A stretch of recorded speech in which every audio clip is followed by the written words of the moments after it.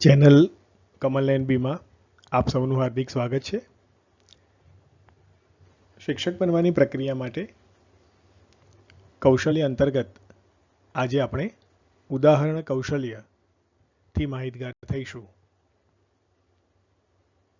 વર્ગખંડની અંદર તે જ શિક્ષક વધુ અસરકારક રીતે વિદ્યાર્થીઓને શીખવી શકતો હોય છે જે એક જ વિષયાંગના જુદા જુદા ઉદાહરણો વડે વિદ્યાર્થીઓને શીખવે.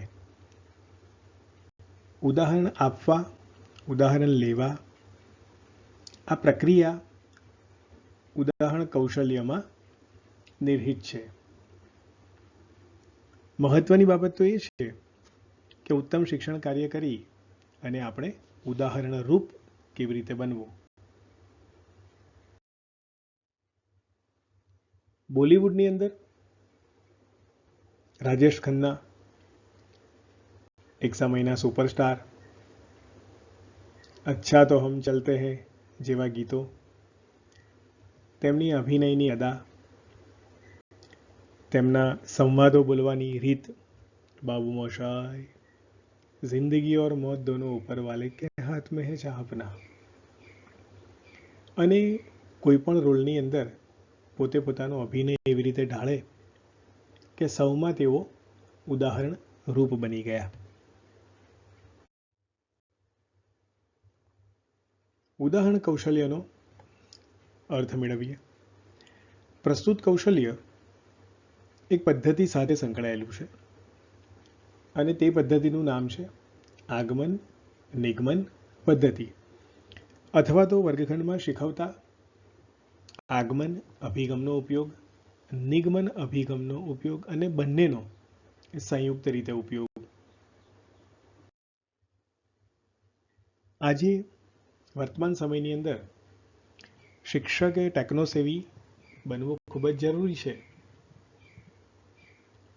શિક્ષક વર્ગખંડમાં જાય છે ત્યારે એની સાથે ફક્ત ટેક્સ્ટ બુક કે પોતાના વિચારો નથી હોતા, પરંતુ લર્નિંગ એન્વાયરમેન્ટ ક્રિએટ કરવા માટે સંદર્ભ, પુસ્તકો, સાધનો, પ્રોજેક્ટર્સ, ચિત્રો, નકશા, પ્રવૃત્તિ માટેના બનાવેલા તૈયાર કરેલા અલગ અલગ સાધનો, કાર્ડ્સ અને શિક્ષકની આગવી રીત તેના વડે વિદ્યાર્થીઓ માટે પ્રિય બની રહે છે.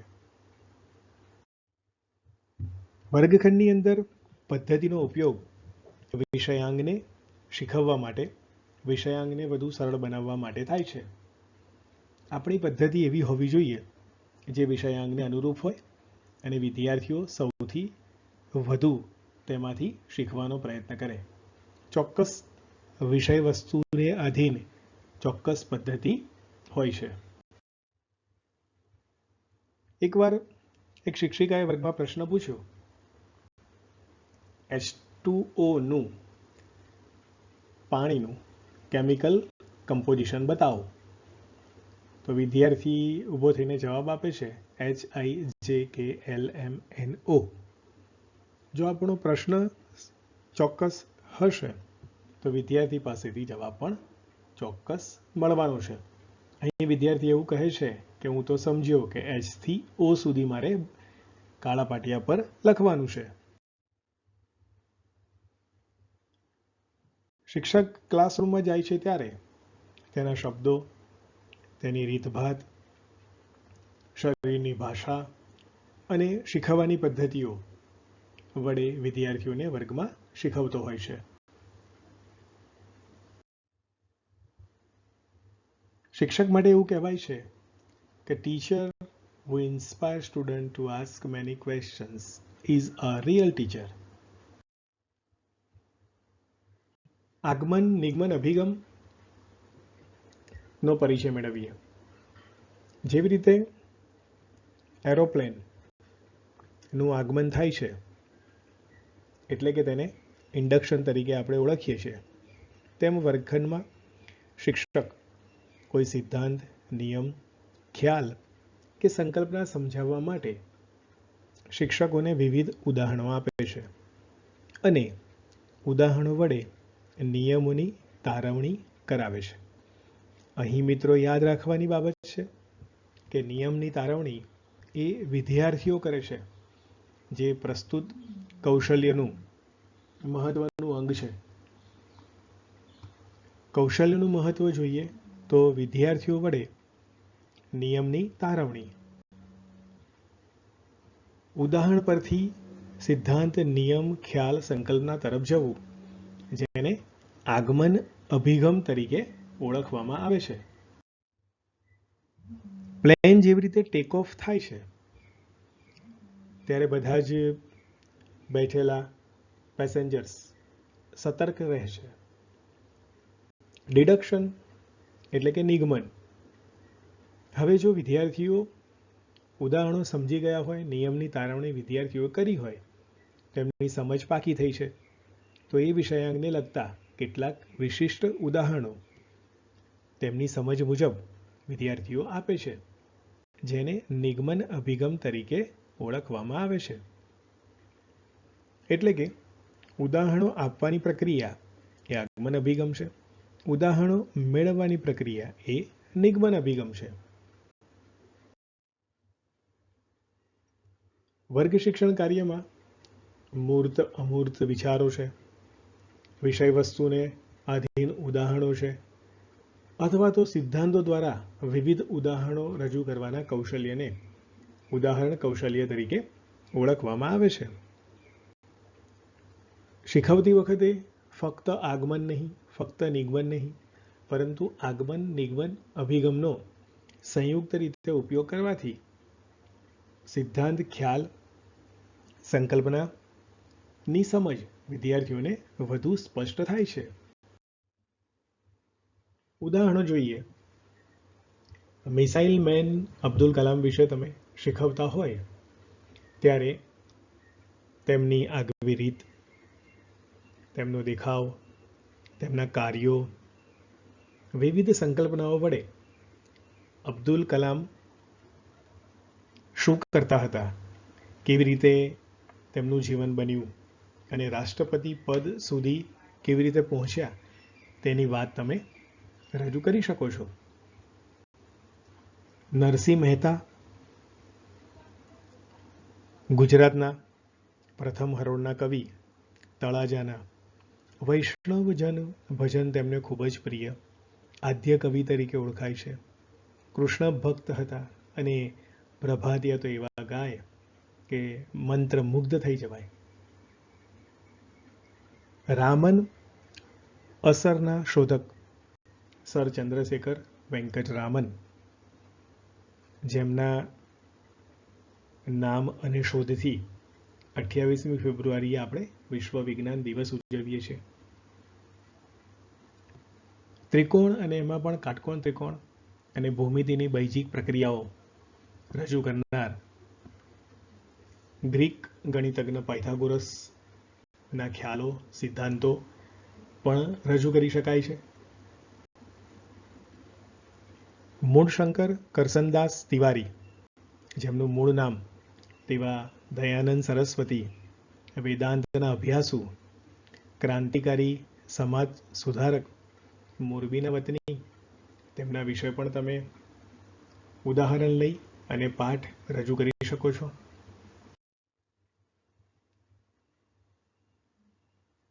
વિષય વસ્તુ શીખવતી વખતે સિદ્ધાંત, અમૂર્ત વિચાર, અમૂર્ત ખ્યાલ માત્ર શાબ્દિક રજૂઆત રસહીન બને છે.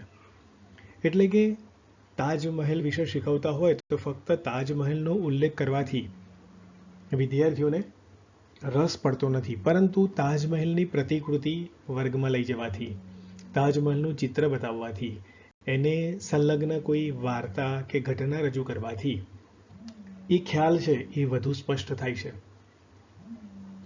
ઉદાહરણ કોને કહેવું? એક પરિસ્થિતિ હોય જેમાં ખ્યાલ હોય, વિચાર હોય અને એમાં સિદ્ધાંત કે નિયમ લાગુ પડતો હોય, તેને ઉદાહરણ તરીકે ઓળખવામાં આવે છે. અહીં આપેલા ચિત્રોમાં જોઈએ તો શિક્ષક જ્યારે ગુરુત્વાકર્ષણ બળ શીખવતા હશે ત્યારે ન્યૂટનની સંકલ્પના છે, સર આઇઝેક ન્યૂટને રજૂ કર્યું કે સફરજન શા માટે પૃથ્વી તરફ પડ્યું, તેવું ઉદાહરણ આપણે લઈ શકીએ છીએ. જ્યારે સિદ્ધિની વાત કરતા હોય, વિદ્યાર્થીઓના ગોલની વાત કરતા હોય, ત્યારે આપણે આવા કોઈ નિશ્ચિત ચિત્રનો, સ્પોર્ટ્સની આકૃતિનો, અથવા તો કોઈ સ્પોર્ટ્સના ખેલાડી ગોલ સુધી પહોંચે છે તેવું પણ ચિત્ર લઈ અને બતાવી શકાય છે. આર્કિમિડીઝનો સિદ્ધાંત છે કે પ્રવાહીમાં ઘન પદાર્થ ડૂબાડવામાં આવે તો એ ઘન પદાર્થ તેના વજન કદ જેટલું પ્રવાહી ખસેડે છે. આ એક આખી ઘટના આર્કિમિડીઝ સાથે સંકળાયેલી છે. તેઓ હોજમાં નાતા હતા. અચાનક તમને વિચાર આવે છે કે આ પાણી કેમ બહાર પડ્યું, અને તેઓ સિદ્ધાંતની શોધ કરે છે. આ વાત પણ આપણે શીખવતા શીખવતા કહી શકીએ. દ્વિચક્રી વાહન પર તો તમે મિત્રો ફરો જ છો, પરંતુ વિચાર કરો 45 ડિગ્રી તાપમાનની અંદર આવું દ્વિચક્રી વાહન તમને એર કન્ડિશન વાળું મળે તો. આ એક નવી શોધ છે. નવી શોધ તરફ વિદ્યાર્થીઓને અંગુલી નિર્દેશ કરવા માટે, તકનીકી સભર પાઠ આપવા માટે આપણે આવા ચિત્રોનો ઉપયોગ કરી શકીએ છીએ.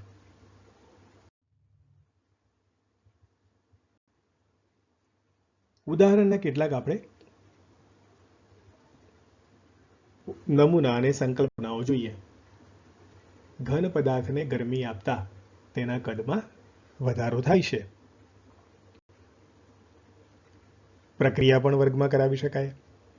વિદ્યાર્થીઓ અનુભવેલું ઉદાહરણ આપી શકાય.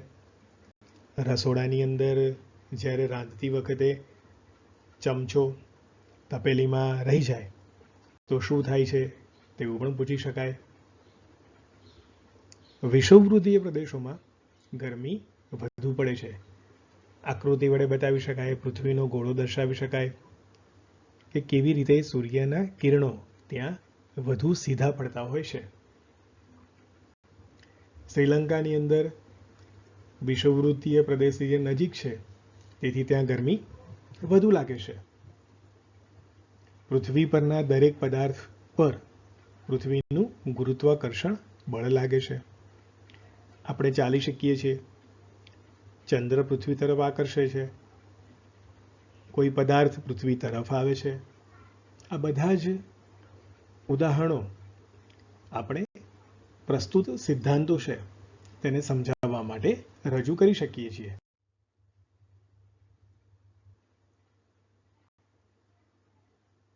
વિદ્યાર્થીઓ જે બાબતો જાણતા નથી તે બાબત તરફ જાણીતી બાબત કે પ્રતિકૃતિ વડે લઈ જવી. વિદ્યાર્થીઓને મૂર્ત બાબતથી અમૂર્ત તરફ લઈ જવા.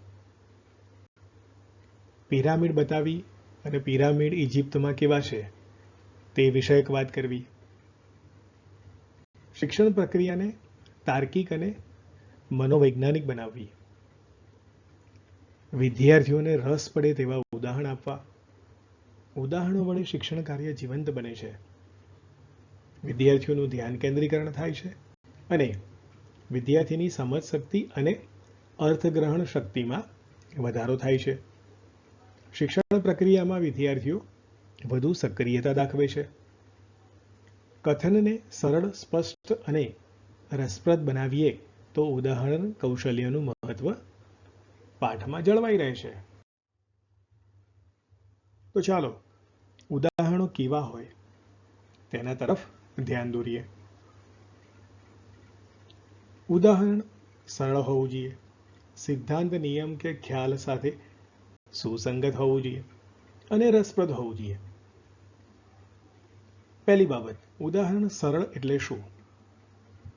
કૌશલ્યમાં એક બાબત પણ મહત્વની છે કે પૂર્વાનુભવ. પૂર્વાનુભવ કોને કહેવાય? વિદ્યાર્થી જે વાતાવરણમાંથી આવે છે, જ્યાં શીખ્યો છે, જેવા વ્યક્તિઓ સાથે રહે છે, જેવા વાતાવરણમાં ઉછરે છે, સંવાદ કરે છે, એમાંથી વિદ્યાર્થી શીખતો હોય છે. આ બધી બાબતો વિદ્યાર્થી વર્ગખંડમાં લઈને આવે છે, જેને પૂર્વાનુભવ તરીકે ઓળખવામાં આવે છે. એટલે ઉદાહરણ એવું હોય કે જે વિદ્યાર્થીના પૂર્વાનુભવ સાથે સંલગ્ન હોય, વિદ્યાર્થીની ઉંમરને લગતું હોય, એને યાદ રહી શકે તેવું હોય, એનો અનુભવ કેવા પ્રકારનું છે તે પણ શિક્ષકે વિચારવું જોઈએ. આ કરવાથી શું થાય? ઉદાહરણ સરળ રાખવાથી શું થાય? તો વિદ્યાર્થી યોગ્ય પ્રતિસાદ આપે, વિદ્યાર્થીઓને રસ પડે અને વિષયની અંદર એનું ધ્યાન કેન્દ્રીકરણ થાય. બીજું, સિદ્ધાંત, નિયમ કે ખ્યાલ સાથે સુસંગત હોવું જોઈએ. ઉદાહરણની રજૂઆત સરળ તો હોય પણ વિષયાંગને અનુરૂપ હોય.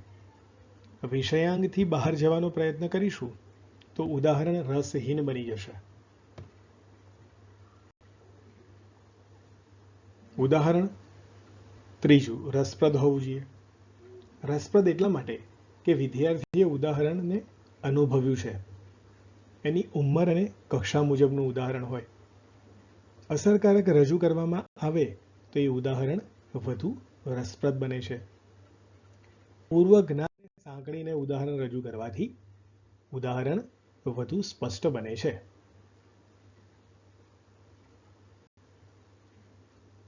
ઉદાહરણની રજૂઆત કરવા માટેના માધ્યમ વિશે વાત કરીએ.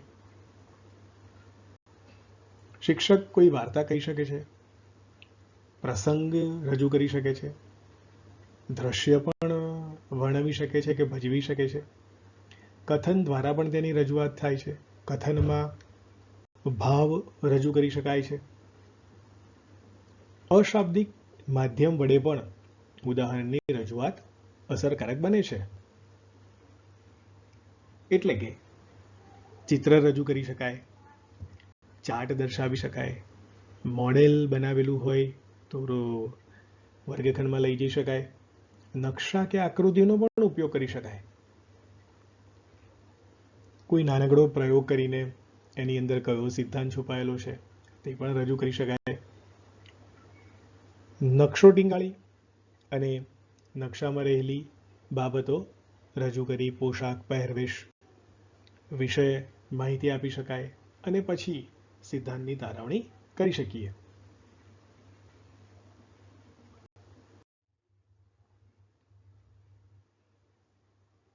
ઉદાહરણ રજૂ કરવું એટલે કે આ અભિગમ આગમન અભિગમ છે. સિદ્ધાંતની તારવણી કર્યા પછી ઉદાહરણો મેળવવા એ નિગમન અભિગમ છે. બંનેનો સંયુક્ત રીતે ઉપયોગ કરવાથી આગમન નિગમન અભિગમ વડે વિદ્યાર્થીઓ ઉદાહરણ મેળવે પણ છે અને ઉદાહરણ આપે પણ છે. આમ અહીં નિયમ કે સિદ્ધાંતની તારવણી એ વિદ્યાર્થીઓ નિયમમાં છુપાયેલા સામાન્યીકરણ સિદ્ધાંત સાથે કરે છે. એક ઉદાહરણ સમજવાનો પ્રયત્ન કરીએ. શિક્ષક વર્ગમાં રોલઅપ બોર્ડ ઉપર કે કાળા પાટિયા પર આવા શબ્દો લખે છે અને વિદ્યાર્થીઓને કહે છે કે પ્રથમ શબ્દ વાંચો. સમાજ વત્તા ઈક તો સામાજિક શબ્દ બને છે. ધર્મ વત્તા ઈક તો બીજા ઉદાહરણમાં ધાર્મિક શબ્દ બને છે. ઇતિહાસ વત્તા ઈક તો ઐતિહાસિક શબ્દ બને છે અને પ્રમાણ વત્તા ઈક તો પ્રમાણિક શબ્દ બને છે. તો આ ઉદાહરણમાં કયો નિયમ છુપાયેલો છે? તો વિદ્યાર્થીઓ કહેશે કે બધામાં ઈક પ્રત્યય સામાન્ય છે. તે વખતે વિદ્યાર્થીઓ સાથે આંતરક્રિયા કરી શકાય છે. ઈક પ્રત્યય લાગે ત્યારે તે શબ્દની જોડણી રસ્વ ઈ થાય છે. આમ જો તમે સમજ્યા હોય તો આવા નિયમને લગતા વિવિધ ઉદાહરણો આપો તો વિદ્યાર્થીઓ પોતાને સમજાયા હોય તેવા એમની પાસે રહેલા પૂર્વાનુભવને આધારે ઉદાહરણો આપવાનો પ્રયત્ન કરશે.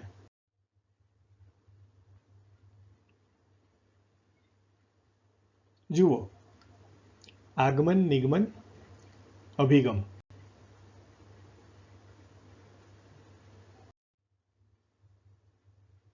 નિગમન પદ્ધતિ.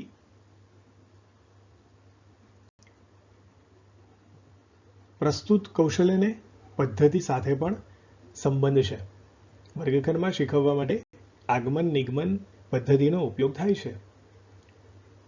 વ્યાકરણની અંદર, ભાષામાં, વિજ્ઞાનની અંદર, વાણિજ્ય, નામો જેવા વિષયમાં આ પદ્ધતિનો ખૂબ જ સરળતાથી ઉપયોગ કરી શકાય છે.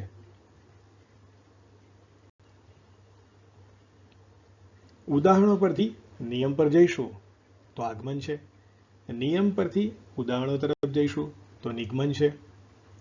પછી ઉદાહરણો આપીને નિયમ તારવણી કરાવીને ઉદાહરણો મેળવીશું તો એ સંયુક્ત અભિગમ છે, આગમન નિગમન.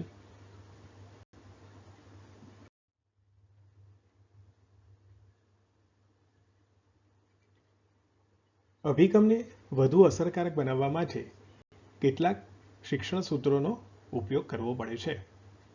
જ્ઞાતથી અજ્ઞાત તરફ જવું, સરળથી કઠિન તરફ જવું.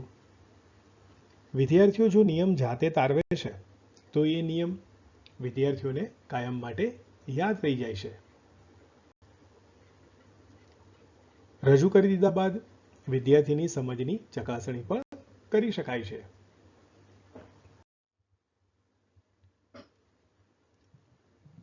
આગમન નિગમન અભિગમના વિષયને લગતા કેટલાક ઉદાહરણ જોઈએ. શિક્ષક વર્તુળ શીખવવા માંગે છે. બેંગલ્સ પહેરેલી હોય તેવા ચિત્રનું એક ઉદાહરણ આપે છે, અથવા બેંગલ્સ પણ લઈ જઈ શકે છે. કુકરની રિંગ લઈ જઈ શકે છે. તેમાં એક ચાર્ટ એવો લઈ જાય છે કે જેની અંદર વર્તુળનું કેન્દ્ર બતાવેલું હોય, ડાયામીટર વ્યાસ બતાવેલો હોય અને ત્રિજ્યા બતાવેલી હોય, અને ગોળો અને વર્તુળ આ બંને વચ્ચેનો અર્થ શિક્ષક તારવે છે અને વર્તુળ ક્યારે બને છે તેનો સિદ્ધાંત વર્ગમાં સમજાવે છે. વિજ્ઞાન જેવા વિષયમાં વક્રીભવન સમજાવવા માટે શાબ્દિક માધ્યમનું ઉદાહરણ આપે છે. અશાબ્દિક માધ્યમમાં કાચના પારદર્શક ગ્લાસની અંદર પાણી મૂકી પેન્સિલ કે ચમચી મૂકી બતાવે છે. લંબઘનમાંથી સફેદ પ્રકાશનું કિરણ આપાત કરીને બતાવે છે અને પછી પૂછે છે કે આવું કેમ બને છે. પાણીમાં રહેલી માછલીને વિંધવી મુશ્કેલ કેમ છે એવા કારણો રજૂ કરીને પણ શિક્ષક વક્રીભવનની સમજ આપી શકે છે. આકૃતિમાં રિફ્રેક્શન જોઈ શકાય છે.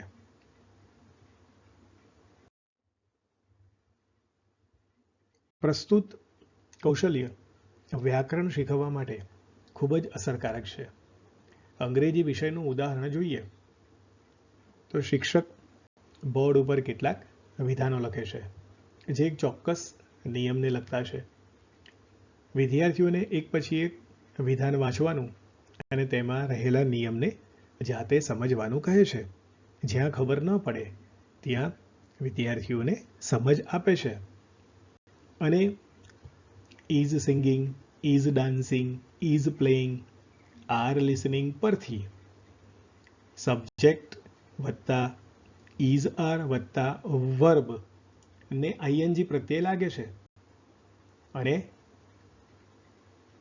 કન્ટિન્યુઅસ પ્રેઝન્ટ ટેન્સનું ઉદાહરણ બને છે તેવા નિયમની તારવણી કરાવે છે. અને પછી વિદ્યાર્થીઓને વિવિધ વર્બ આપી અને ઉદાહરણો બનાવવાનું કહે છે. મિત્રો, ઉદાહરણ કૌશલ્ય એ ખૂબ જ રસિક કૌશલ્ય છે. શિક્ષક પોતાની આગવી સૂઝ વડે વિદ્યાર્થીઓ કયા ક્ષેત્રમાંથી આવે છે, તે કેવા પ્રકારના છે, તેમની વિચારસરણી કેવી છે, તેમની ઉંમર કેટલી છે અને તેઓ ક્યાં સુધી વિચારી શકે છે. જો ગ્રામ્ય વિસ્તારોના વિદ્યાર્થીઓ હોય તો શિક્ષક એવા ઉદાહરણો આપે છે કે જે વિદ્યાર્થીઓએ અનુભવ્યા હોય. શહેરના વિદ્યાર્થીઓ માટે શિક્ષક એવું કરે છે કે કેટલાક ઉદાહરણોને આધુનિક બનાવે છે.